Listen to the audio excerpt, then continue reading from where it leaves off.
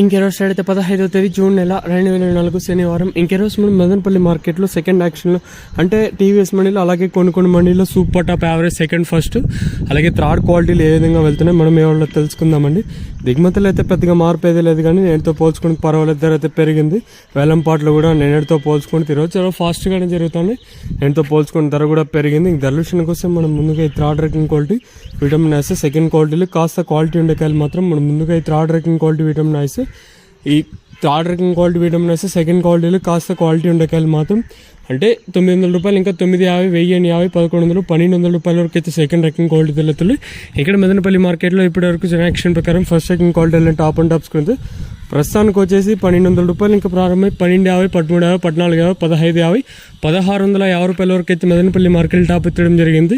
1200 రూపాయలు ఇంకా ప్రారంభమై 1650 రూపాయల వరకు అయితే మదనపల్లి మార్కెట్ టాప్ ఎత్తడం జరిగింది.